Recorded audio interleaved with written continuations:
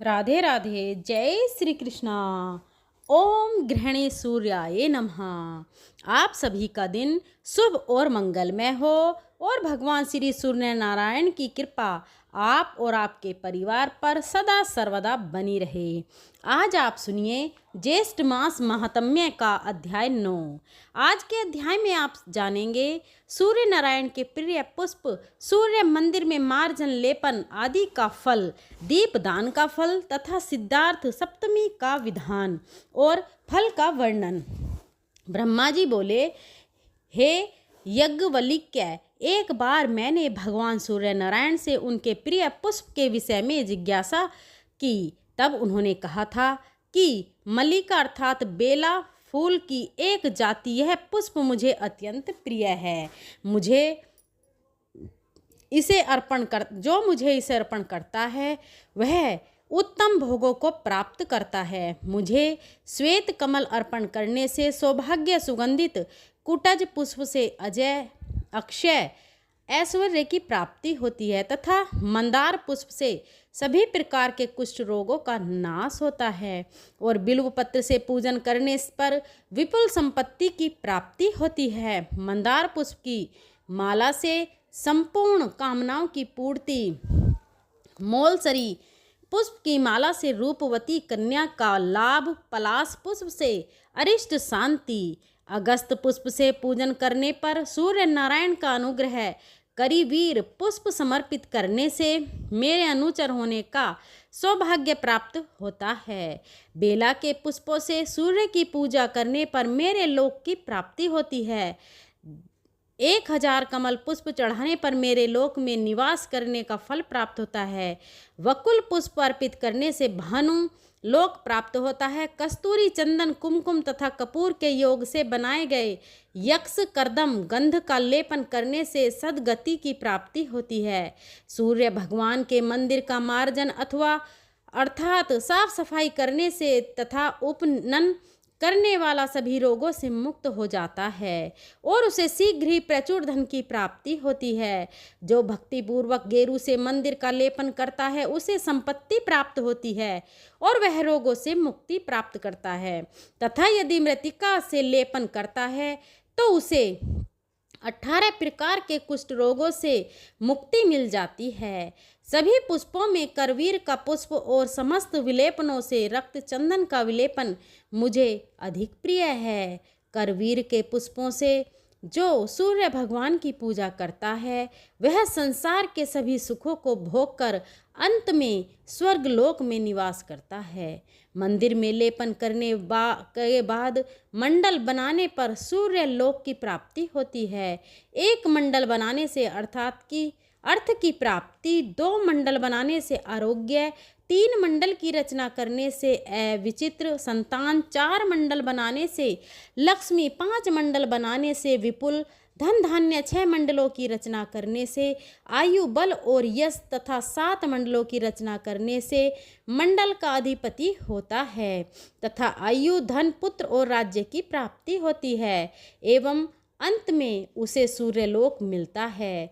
मंदिर में घी का दीपक प्रज्वलित करने से नेत्र रोग नहीं होता। महुए के तेल का दीपक जलाने से सौभाग्य प्राप्त होता है। तिल के तेल का दीपक जलाने से सूर्यलोक का कड़वा तेल से दीपक जलाने पर शत्रुओं पर विजय प्राप्त होती है। सर्वप्रथम गंध, पुष्प, दूध, धूप, दीप आदि उपचारों से सूर्य का पूजन कर नाना प्रकार के नैवेद्य निवेदित करने चाहिए। पुष्पों में चमेली और कनेर में पुष्प, धूपों में विजय धूप, गंधों में कुमकुम, लेपों में रक्त चंदन, दीपों में घी का दीपक तथा नवेदों में मोदक भगवान सूर्य नारायण को परम प्रिय हैं। अतः इन्हीं वस्तुओं से उनकी पूजा करनी चाहिए। पूजन करने के बाद प्रदक्षिणा और नमस्कार करके हाथ में श्वेत सरसों का एक दाना और जल लेकर सूर्य भगवान के सम्मुख खड़े होकर हृदय में अभिष्ट कामना का चिंतन करते हुए अर्थात अपने मन की जो भी कामना हो उसका चिंतन करते हुए सरसों सहित जल को पी जाना चाहिए, परंतु दांतों से उसका स्पर्श नहीं हो। इसी प्रकार दूसरी सप्तमी को पीली सरसों के 2 दाने जल के साथ पान करना चाहिए और इसी तरह 7वीं सप्तमी पर एक एक दाना बढ़ाते हुए इस मंत्र से उसे अभिमंत्रित करके पान करना चाहिए। मंत्र है ओम आदित्याय नमः। इसके बाद सशोक्त रीति से जप और हवन करना चाहिए। यह भी विधि है कि प्रथम सप्तमी के दिन जल के साथ सरसों का पान करके करें, दूसरी सप्तमी को घी के साथ और आगे शहद, दही, दूध, गोम्य और पंचगव्य के साथ क्रमशः एक एक सरसों बढ़ाते हुए 7वीं सप्तमी तक सरसों का पान करें। इस प्रकार जो सरसों सप्तमी का व्रत करता है वह बहुत सा धन, पुत्र और ऐश्वर्य प्राप्त करता है। उसकी सभी मनोकामनाएं सिद्ध हो जाती हैं और वह सूर्य लोक में निवास करता है। श्री ब्रह्मा जी बोले, यज्ञवल्क्य जो व्यक्ति सप्तमी में उपवास करके विधि पूर्वक सूर्य नारायण का पूजन, जप और हवन आदि क्रियाएं संपन्न कर रात्रि के समय भगवान सूर्य का ध्यान करते हुए शयन करता है, तब उसे रात्रि में जो स्वप्न दिखाई देते हैं उन स्वप्न फलों का अब मैं वर्णन कर रहा हूँ। यदि स्वप्न में सूर्य का उदय, इंद्रध्वज और चंद्रमा दिखाई दे तो सभी समृद्धियाँ प्राप्त होती हैं। माला पहने व्यक्ति गाय का वंशी की आवाज़, श्वेत कमल, चामर दर्पण, सोना, तलवार, पुत्र की प्राप्ति, रक्त का थोड़ा सा अधिक मात्रा में निकलना तथा पान करना, ऐसा स्वप्न देखने से ऐश्वर्य की प्राप्ति होती है। घृता रक्त प्रजापति के दर्शन से पुत्र प्राप्ति का फल होता है। स्वप्न में प्रशस्त वृक्ष पर चढ़े अपना अथवा अपने मुख में महिषी, गो या सिंघनी का दोहन करें तो शीघ्र ही ऐश्वर्य प्राप्त होता है। सोने या चांदी के पात्र में अथवा कमल पत्र में जो स्वप्न में खीर खाता है उसे बल की प्राप्ति होती है। दिव्युतवात और युद्ध में विजय प्राप्ति का जो स्वप्न देखता है वह सुख प्राप्त करता है। स्वप्न में जो अग्निपान करता है उसके जठार अग्नि की वृद्धि होती है। यदि स्वप्न में अपने अंग प्रज्वलित होते दिखाई दें और सिर में पीड़ा हो तो संपत्ति मिलती है। श्वेत वर्ण के वस्त्र, माला और प्रशस्त पक्षी का दर्शन शुभ होता है। देवता, ब्राह्मण, आचार्य, गुरु, वृद्ध तथा तपस्वी स्वप्न में जो कुछ कहते हैं वह सत्य होता है। स्वप्न में सिर का कटना अथवा फटना, पैरों में बेड़ी का पड़ना राज्य प्राप्ति का संकेत है। स्वप्न में रोने से हर्ष की प्राप्ति होती है। घोड़ा, बैल, श्वेत कमल तथा श्रेष्ठ हाथी पर निडर होकर चढ़ने से महान ऐश्वर्य प्राप्त होता है। ग्रह और ताराओं का ग्रास देखो, पृथ्वी को उलट दें और पर्वत और को उखाड़ फेंकें तो राज्य का लाभ होता है। पेट से आंत निकले और उसे वृक्ष को लपेटे, पर्वत, समुद्र तथा नदी पार करें तो अत्यधिक ऐश्वर्य की प्राप्ति होती है। बहुत सी स्त्रियां आशीर्वाद दे शरीर को कीड़े भक्षण करें। स्वप्न में स्वप्न का ज्ञान हो, अभिष्ट बात सुनने और कहने में आए तथा मंगलदायक पदार्थों का दर्शन एवं प्राप्ति हो तो धन और आरोग्य का लाभ होता है। जिन सपनों का फल राज्य और ऐश्वर्य की प्राप्ति है, यदि उन सपनों को रोगी देखता है तो वह रोग से मुक्त हो जाता है। इस प्रकार रात्रि में स्वप्न देखने के बाद प्रातः काल स्नान कर राजा, ब्राह्मण या पंडित जी अथवा भोजक को अपना स्वप्न सुनाना चाहिए। जय श्री कृष्णा। आज का अध्याय यहीं समाप्त हुआ। इसके आगे का वृतांत आप अगले अध्याय में सुनिएगा। अब आप सुनिए श्री विष्णु चालीसा का पाठ। विष्णु सुनिए विनय सेवक की चित्त लगाए, कीरत कुछ वर्णन करूं दीजिए ज्ञान बताए। नमो नमो विष्णु भगवान खरारी, कष्ट नसावन अखल बिहारी। प्रबल जगत में शक्ति तुम्हारी, त्रिभुवन फैल रही उजियारी। सुंदर मन मनोहर सूरत, सरल स्वभाव मोहनी मूरत। तन पर पीतांबर अति सोहत, बैजंती माला मन मोहत। शंख चक्र कर गदा विराजत, देख दैत्य असुर दल भाजत।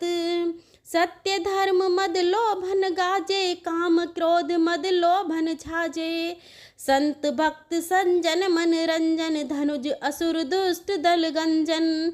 सुख उपजाए कष्ट सब भंजन, दोष मिटाए करत जन सज्जन। पाप काट भव सिंधु उतारण, कष्ट नाश कर भक्त उबारण। करत अनेक रूप प्रभु धारण, केवल आप भक्ति के कारण।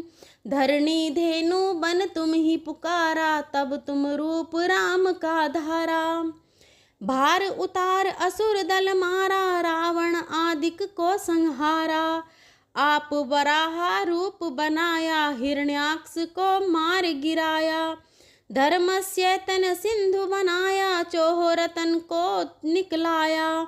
अमलिक असुरन द्वंद मचाया, रूप मोहिनी आप दिखाया। देवों को अमृत पान कराया, असुरन को छवि से बहलाया। कुकुर्म रूप धर सिंधु मजाया, मंद्राचल गिरि तुरंत उठाया। शंकर का तुम फंद छुड़ाया, भस्मासुर को रूप दिखाया।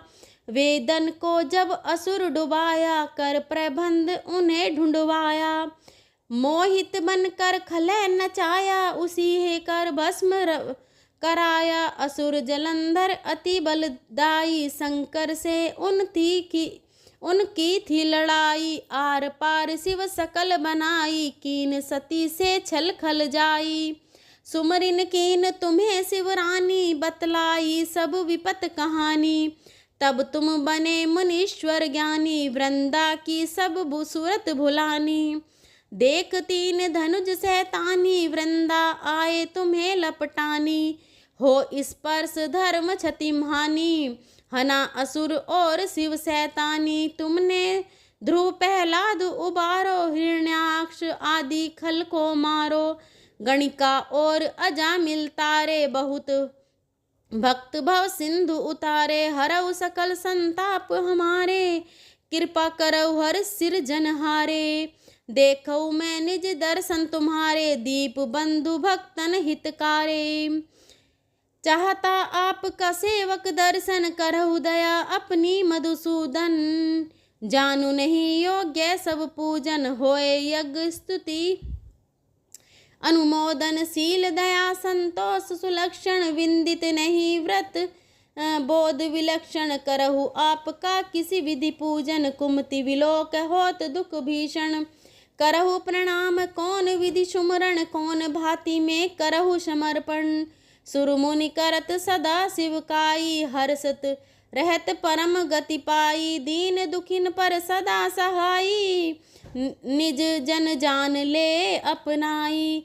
पाप दोष संताप नसायो, भव बंधन से मुक्त करायो। सुत संपत्ति दे सुख पुजायो, निज चरणन का दास बनायो। निगम सदा ये विनय सुनावे, पढ़े सुने सो जन सुख पावे। श्री विष्णु चालीसा समाप्त होता है। प्रेम से बोलिए भगवान विष्णु और माता लक्ष्मी की जय। भक्तों, आपको आज की कथा कैसी लगी कमेंट बॉक्स में ज़रूर बताएं। अगर आपको कथा पसंद आई हो तो अपनी फ्रेंड और फैमिली में शेयर करें और हमारे चैनल सुविचार विद रीना को सब्सक्राइब करें। हमारे चैनल पर रोज़ के दिन की कथाएं और जेठ मास का महात्म्य रोज़ प्रस्तुत हो रहा है, तो आप हमारे चैनल पर जाकर उन सबको सुन सकते हैं। यहाँ तक के बने रहने के लिए बहुत बहुत धन्यवाद। अगर मेरे बोलने में कोई त्रुटि रही हो तो मैं हाथ जोड़कर क्षमा मांगती हूँ। धन्यवाद।